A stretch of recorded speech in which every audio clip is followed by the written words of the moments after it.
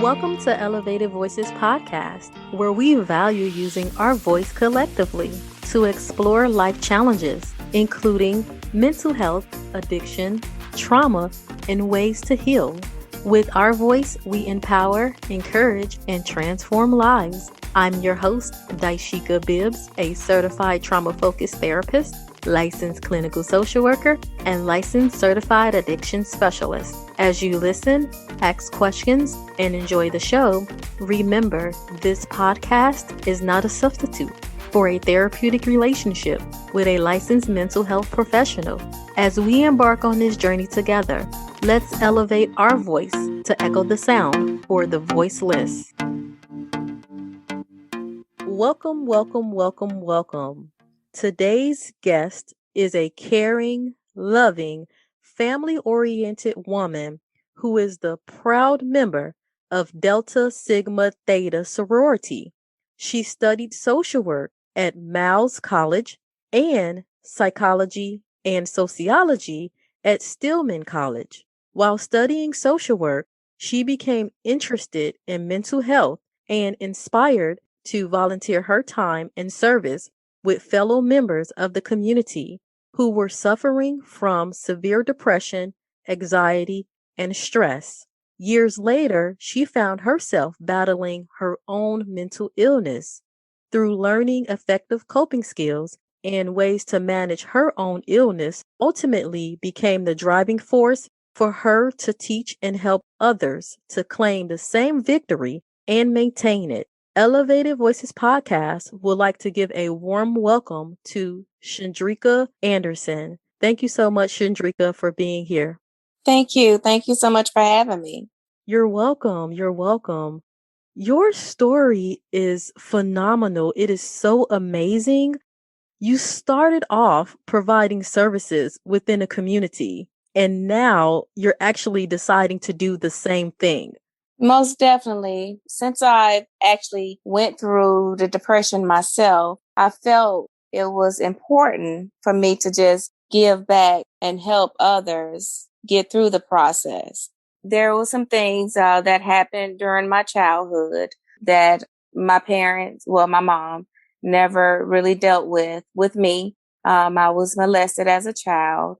Throughout the years, I've been taken advantage of, assaulted by men. However, during that time, I wasn't depressed. I was still living life and going through school and doing everything that I thought I was supposed to do. Eventually, I ended up working a job that paid great money, but the job itself wasn't a good fit for me. Right. It was working in sales and that made me sick every day. And I would take my job home every day. And eventually, while I was working on that job, I lost my father. He had a mental illness as well. And from there, I started having, I had my first panic attack leaving work. That was the start of my depression. And I had to take a leave of absence from work because I couldn't work no more. But later on, throughout the process, through therapy, I've learned that it was the other issues that happened in my past that I never really dealt with, that I needed to deal with and talk about and process so that I can move forward. Right.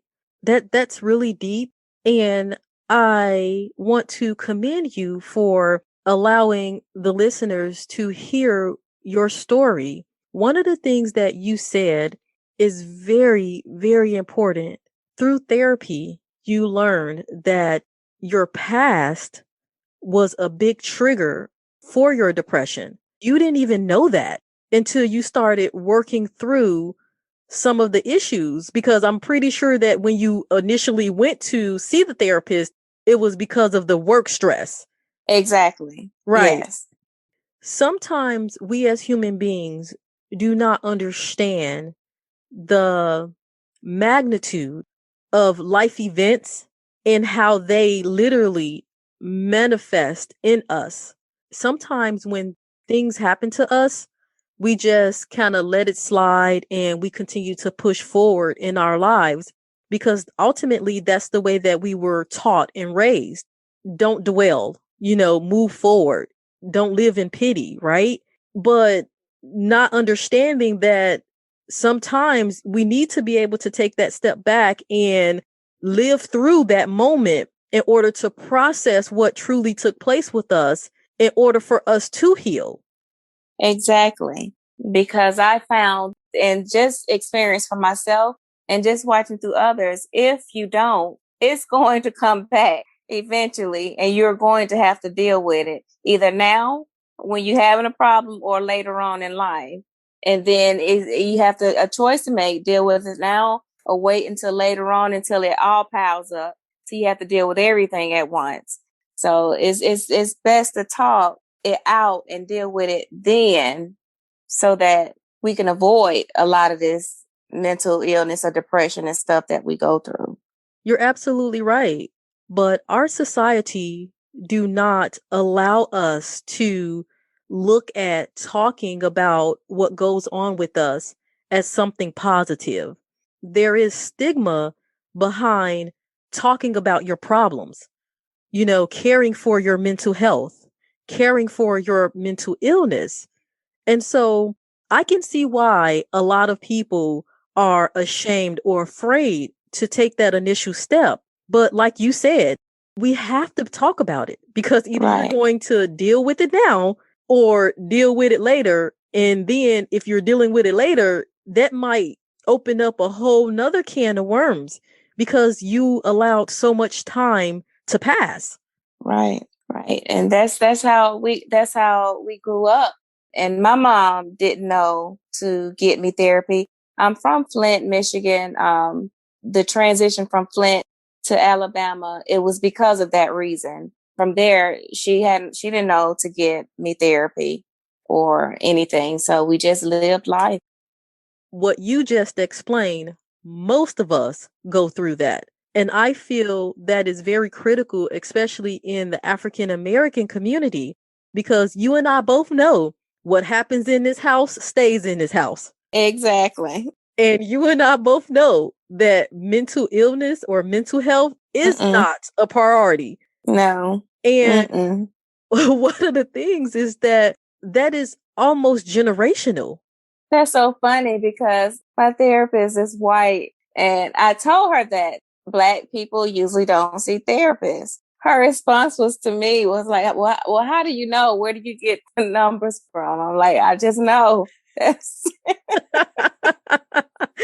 Oh, wow.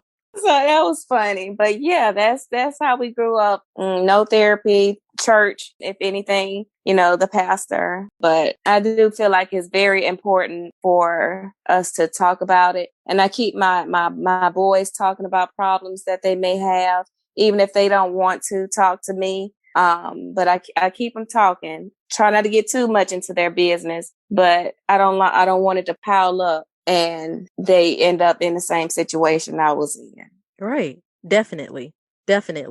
And you mentioned 3 things that I feel is very important. You mentioned keeping them talking, church, and then also not being raised with mental health being a priority. Just to take a step back and dive a little deeper into mental health not being a priority, I said that it was generational. So what our parents have learned is what they have been taught from their parents. Exactly. And so on and so forth. So I don't fault our parents for not knowing because you don't know what you don't know, right? Exactly. But I want to make it very clear to the listeners out there that when we talk more about it, when we raise awareness about it, it becomes normal. And that's what we want to do. We want to normalize mental health. Yes. And what I mean by normalize is let it be acceptable. It's okay. And yeah, like you said, it's okay to have this issue or this problem, but knowing that there are professionals out there who are trained to assist you and guide you through that difficulty. And I know a lot of people say, well, I'm not crazy. I don't want to go to a therapist. I'm not crazy. I don't have any issues. Why am I going there? And I know that you probably have heard the same thing. Yeah. and back in my time, my day, we associated mental health with probably people on the street, homeless, that's talking crazy. Yes. So we didn't want to associate ourselves with anything like that because we think we're better than that person because we live in a home, but we can't possibly be like that. But yeah, we can be like that. Yeah, we can. And I also tell people that even if you don't want to go to a therapist, there are other avenues that you can take. There are coaches out there, there are other mentors out there, and you can use those individuals to also help process some of the life challenges that you may be facing. And so, one of the things that I hear a lot of people say to me is, I didn't even know that that was an option. It is an option, but if you don't ask, you don't know. And that's why, leading into your second point, it is really critical for us to continue to talk about these things. Right. And I really appreciate you taking the time out to talk to your children about mental health, and not saying that they have a mental illness. That's a difference. But mental health is being able to focus on self-expression, being able to articulate your needs and wants, being able to problem solve, and being able to make the best decisions, not off of emotion. Exactly. Right. But more so off of, let me sit back and look at this bigger picture. So for me, that is what mental health encompass. And mental health can be a lot of other different things for many different people. Some people look at their financial assets. Some people look at their spiritual assets. Some people look at relationships. All of that encompass mental health. And so that leads into your third point, which is the church. You know that us Black people, we love us some church, right? That we do. And so I have heard a lot of people say, well, just pray about it. It'll go away. Yeah. Just pray about it. It will go away. And so sometimes, and please, listeners, hear me, because I don't want anybody to think that I'm saying that religion and church and being spiritual is not important. That is not what I'm saying. However, I look at church and your spiritual health as just, again, one component of mental health. You have to be able to balance it out. And there's nothing wrong with going to church, praying about it, opening up that Bible, right? In addition to going to see someone else that's professional to help guide you through. Right. I've had my pastor come and First Lady come pray over me several times and try to help bring me out of it several different times. But I didn't come out. But what turned it around for me is I started to believe that I was healed and that God had healed me. And when I started believing that, then that's when everything started changing for me. So yeah, the church is good, and as well as the professional, like you said. So in the meantime that I've gotten over that hump, I'm still in therapy every 2 weeks and seeing my psychiatrist on a regular to make sure I'm staying here. But yes, the church is one of the things that helped me. Okay. You made an amazing point, and I don't even know if you realize that you have made this point. You said, I started to believe. And I think that's one of the important ingredients through your healing process is, do you believe? And it all goes back to your mind and how you are processing your thoughts and what your outlook is about the situation. Because you can go to church and pray about it. You can go to counseling one day a week. But if you're not taking that information and internalizing it and utilizing it, it's almost like it's falling on deaf ears. Right.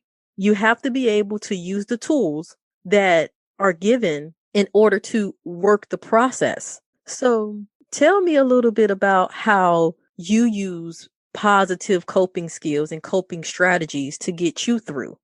One of my favorite was, and it sounds so elementary, but it's so good. Patterns. When I was in the hospital, we would color different patterns. And surprisingly, it took my mind to a place to where there was no worry. So coloring was one of my patterns, coloring patterns, not just anything, just patterns for me was one of my coping mechanisms. Another one is I like to listen to the thunderstorms from YouTube when I'm trying to rest to help me sleep through the night. That calms me down. When I'm really stressed out, I will do a breathing technique that helps. So different techniques I use. But sometimes I forget to use those and I forget that I've ever learned them until it's too late sometimes. But now I'm going to just set myself some reminders around here. So it's at my hand and I can get to it easily. Right. And what you said, no, it doesn't sound silly at all. What you described is what we call art therapy. It's a form of art expression using coloring, using painting, using sculpting to express and process what you're feeling at that moment. Because when you are coloring, I'm pretty sure that you use specific colors to process and get out that emotion that you're feeling at that time. And even using what you describe, sound, music therapy. We use music therapy to associate and process, again, how we're feeling. And that's what it's all about. And so I'm pretty sure that you have heard an artist and they have gone through something, and their last album was different from the one that they put out when they was going through something, because that's their form of processing. That's their form of healing, putting that pen to that paper and singing or rapping out that trauma or that depression or that anxiety or whatever that life event was that caused them stress. So what you said makes perfect sense. And this is why I feel that therapy is so important, and education around therapy is so important, because it's much more than letting a stranger hear your problems. Truly, therapy is about healing and what it takes for you to get through your pain, your struggle in the past. Yes, I agree that therapy is very important for us to get into if needed. However, I do believe that most people, a lot of people, may be afraid to follow up with therapy because of the stigma of it and the medication. The medication that's associated with mental illnesses may cause you to react differently or out of the norm. So for myself, when I was diagnosed with mental illness, I was placed on so many different medications at the time and used as a guinea pig. And they didn't know what kind of medicines to put me on. And I've had a lot of trouble behind that as far as accidents, a lot of stuff that I don't even remember. So those things, as far as medication go, I do believe in medication. However, I believe in the right medication for the right diagnosis. And that's probably a little bit difficult to determine. But that's one of the things I think that people are afraid of as well. Definitely. Your point is absolutely true and is valid, because most people do associate therapy with medication. But that's because for the longest in the therapy world, that's what we did. We pushed medication and we pushed medication and we pushed medication because that was the ideology of Americans. We have this little pill that can fix it. So let's take this. But now we meaning clinicians, have learned that therapy is not one all fix all. And now the clinician arena is working on other avenues to take. So for me as a clinician, and there are other clinicians out there, we don't push medication first. We want to be able to address and process whatever the issue or concern is and work through the issue and the concern. And if a person may need medication, then let's talk about it. But then also going back to what you said is finding the right medication. I feel that you also need to find the right therapist who knows you, who understands you, and who can also advocate for you.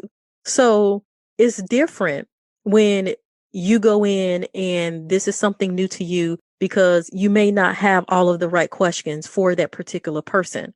But when you learn and when you start asking questions and when you start talking, I think that that is a very critical component. Even if you don't have, or even if you don't know, not being afraid to ask questions, not being afraid to communicate with other people, talk about it. And I think that's very important because the more you talk to other people, you hear their story and they can say, oh, well, this is what I did, or this is one of the resources that I used. And then in return, you can talk to your therapist about it or talk to your physician about it. So I think that that is a critical point that you brought up, and you're absolutely right. I mean, I'll have to agree with you. You're definitely right. Yeah. As of right now, today I'm doing great. Looking to get back into life and just start over again. Definitely. That sounds like a plan. So, Shandrika, what positive advice would you like to share for any listeners who are out there that may be struggling with depression or may be struggling with taking that initial step to seeking help? The positive advice that I would give is please don't be afraid to talk or think that you may be a burden on someone or think that, your problems are not important or somebody else's problems are worse, which will make yours seem to you not as important. So definitely don't be afraid to talk and definitely get help. If it's not a therapist right now, a friend, anybody, just don't keep it in by yourself because it'll destroy you. I know. Just so please just talk about it and just get some support behind you. If you don't have any support out there at all, there's groups out there that you can join. But there's someone out there for you to talk to. You're not alone. Well, listeners, you have heard it right from Shandrika's mouth. Shandrika, if someone wants to contact you, reach out to you, ask you questions, how can they reach you? I would love to answer any questions or talk to anyone that's out there. I can be reached. My email address is Shana, that's SHANA 09/21/1976 @gmail.com. And you can find me under Shandrika Anderson on Facebook. Okay. Well, thank you so much, Shandrika, for being a part of Elevated Voices podcast, sharing your story, letting your voice be heard. You're welcome. It was my pleasure to be here. Thank you for being here. Thank you for tuning in to Elevated Voices podcast, where we enjoy using our voice to share information which promotes growth and change. Never feel like you are alone. Join our Elevated Voices podcast community at elevatedvoices_ on both Instagram and Twitter. Stay tuned to bi-weekly episodes wherever you get your podcast. If there is a topic that you would like me to cover, or if you have questions, you can send me an email via my Elevated Voices podcast Facebook page. And remember, don't forget to let your voice be heard.